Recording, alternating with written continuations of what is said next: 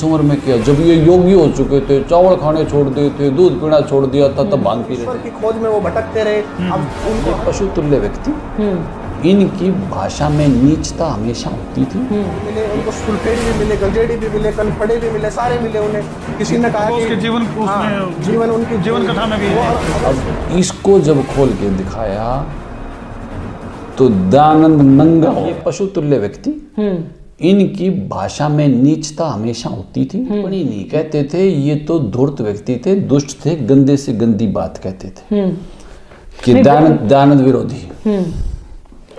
अब महाराज जी, आर्य समाज जी तो लोग कुछ और थे जो विचारधारा से जुड़े थे। मतलब जो लोग हैं ये दुकानदार बच गए जो दयानंदवादी थे, और इन्होंने जनता में दयानंद को भगवान साबित करके जनता से पैसे लेते रहे और अपनी दुकानदारी चलाते रहे। और दयानंद के दो प्रतीक हो गए हमारे पास। सबसे ज्यादा उसकी पुस्तक बिकने वाली सत्यार्थ प्रकाश। पूरा हरियाणा हमारा तो इससे परिचित था, बाहर प्रदेशों का मुझे नहीं पता। पंजाब में भी परिचित थे लोग। हम डीएवी में पढ़ते थे, हमें भी दी जाती थी 50 रुपए में दी जाती हाँ जी। तो ये पुस्तक इनकी ये बेस्ट सेलर थी इनकी। अब महाराज जी ने क्या किया, इस पुस्तक को प्रोजेक्टर पे खोल के दिखा दिया कि भाई बहुत समाज में बहुत बिक रही है पुस्तक। जब इसको खोल के दिखाया तो सबसे ज्यादा क्रोध उन्हीं को आया जिनको तालियां बजानी थी। उनकी तो एडवर्टाइजमेंट हो रही थी उनकी पुस्तक की तो भाई, बट नेचुरल ना, आपकी धार्मिक पुस्तक को जब प्रोजेक्टर पे कोई दिखाएगा तो अंतरात्मा भी खुश होगी, भाई वास्तव में बहुत अच्छी बात हो रहा है, बहुत अच्छा काम हो रहा है। लोग तो पैसे देते हैं, हाँ। पेड करेंगे एडवर्टाइजमेंट, हाँ। कि हमारी दिखा दो, हमारी दिखा दो। तो महाराज जी ने इसको खोल के दिखाया। अब इसको जब खोल के दिखाया तो दयानंद नंगा हो गया। बड़ी बात कह रहे हैं आप, कठिन जो कठोर शब्दों का इस्तेमाल कर रहे हैं आप। अब भाई मेरे पास इससे शुद्ध नहीं थे कोई भी, इससे आगे कहूंगा तो और ज्यादा हो जाएगा। नंगापन का मतलब वैचारिक रूप से कि उसने अपनी पूरी विचारधारा को इसमें दिया था। और जब इसको खोल के दिखाया तो मैं आपको पढ़ के बता देता हूँ, और फिर आप भी अपने तरीके से तालियां बजा लेना। प्रशंसा करने के लिए शब्द हो तो प्रशंसा कर लेना, मुझे कोई आपत्ति नहीं, लेकिन सुन तो लो इसमें लिखा क्या। कुछ ऐसे शब्द उनके बारे में प्रयोग किए, तो इसके पीछे की क्या सच्चाई थी? आपके कल्चर में अगर कोई भांग पीता हो तो उसको क्या कहते हैं? भंगेड़ी कहेंगे। जो नशा करता नशेड़ी कहेंगे। जो भांग पीता हो भंगेड़ी कहेंगे उसको। अच्छा, फिर कहीं सुन बात भी ना हो, वो खुद ही स्वीकार करे कि मैं भांग पीता हूँ, मतलब खुद पीने वाला। हाँ, तो सर्टिफाइड हो गया ना, फिर तो किसी सर्टिफिकेट की जरूरत नहीं। ये दूसरा कहेगा तो इल्जाम भी कह देंगे, झूठा आरोप लगा दिया इल्जाम। अगर खुद कह रहा है तो ये भी बात नहीं रही।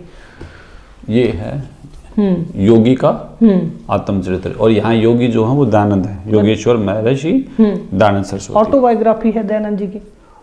मैं जो निकाल रहा हूँ ना वो ऑटोबायोग्राफी निकालूंगा इसमें से जी। जो मैं आपको दिखाऊंगा वो थोड़ी देर के लिए रखें आप कैमरे के सामने जी। और ये इसका नेक्स्ट है। इसमें यहाँ ये पब्लिशर वगैरह लिखे हुए हैं, आचार्य भद्रकाम वर्णी संपादक है, प्रकाशक आर्य प्रकाशन, कुंडेवालान, अजमेरी गेट, दिल्ली 6। उसके बाद ये यहाँ इसके प्रकाशन वगैरह आर्य प्रकाशन है, ये सारा इसमें थोड़ा ऊपर कर लेना, फिर कैमरे में आ जाएगा जी। ठीक है। अब यहाँ मैं इस पेज पे आ जाता हूँ। ये इसका ये पेज मैंने खोला। पेज नंबर बता दीजिए। इसका पेज नंबर है, ये है 315। अब ये 315 क्या है, इसको यहाँ पीछे भी अगर हम देखेंगे, ये यहाँ आप पढ़ सकते हैं। इसमें लिखा हुआ है परिशिष्ट, मैं स्वामी दयानंद सरस्वती संक्षेप में अपना जन्म चरित्र लिखता हूँ हस्ताक्षर युक्त। मैं स्वामी दयानंद सरस्वती संक्षेप में अपना जन्म चरित्र लिखता हूँ छपाई के अक्षरों में। पुनः प्रवचन में स्वयं कथित अपना जीवन वृत्तांत, ये सब इसमें लिखा हुआ है। ये आपके कैमरे जी, मतलब खुद कह रहे हैं मैं अपना, ये उनकी हस्तलिखित जी स्वामी जी की हैंडराइटिंग है जी। ठीक है, ये हैंडराइटिंग आप, मैं इसको पढ़ के सुना देता हूँ। जब आप इसको 315 पेज पे खोलेंगे यहाँ, तो यहाँ मैं सिर्फ वही भंगेड़ी वाली बात आपकी क्लियर कर देता हूँ। तत्पश्चात जिस वस्तु की खोज में मैं था उसके अर्थ आगे को चल दिया। आसुद सुदी दूज संवत 1913 को दुर्गा कुंड के मंदिर पर जो चंडालगढ़ में है पहुंचा। वहां 10 दिन व्यतीत किए। यहाँ मैंने चावल खाने सर्वथा छोड़ दिए, केवल दूध पर अपना निर्वाह करके दिन रात योग विद्या के अध्ययन और अभ्यास में तत्पर रहा। दुर्भाग्यवश वहां मुझे एक बड़ा दोष लग गया, अर्थात भांग पीने का स्वभाव हो गया। सो कई बार उसके प्रभाव से मैं सर्वथा बेसुध हो जाया करता था। एक दिन मंदिर से निकलकर चंडालगढ़ के निकट दो गांव आता था, वहाँ एक साथी मिला और फिर ये ग्राम के दूसरी ओर कुछ दूर शिवालय था, वहाँ जाकर मैंने रात काटी। रात्रि के समय भांग से उत्पन्न हुई मादकता के कारण जब मैं अचेत सोता था तो मैंने एक स्वप्न देखा। और ठीक है, इसको आगे पढ़ूं या काफ़ी? नहीं, काफ़ी है, मतलब हो गया क्लियर भी। उन्होंने खुद ही वो लिख रखा था। तो संत रामपाल जी महाराज जी के बारे में तो ये कहना बिल्कुल गलत चीज़ है। आपने इसको पढ़ लिया, आप इसको क्या कहेंगे? कहना पड़ेगा अब तो, जो खुद लिख रहे हैं। तो ये टिप्पणी हुई या सच्चाई हुई? तो सच्चाई है।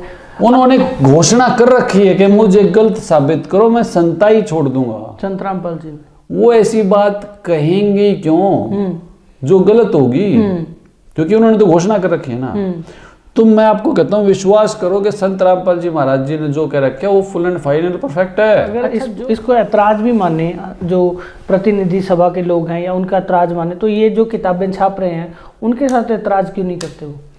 ये भी तो देखो ना, जब ये योगी हो चुके थे, चावल खाने छोड़ दिए थे, दूध पीना छोड़ दिया था, तब भांग भी कितने पीते थे कि बेहोश हो जाते थे। मतलब ऐसा नहीं था कि भाई थोड़ी बहुत ले ली और वो बातें नहीं थी, यानी कि पूरी पीते रहते थे। और फिर क्या करें अब? बोले तो पिटे, ना बोले तो दोषी हो जाए। दोषी हो जाए। तो अच्छा,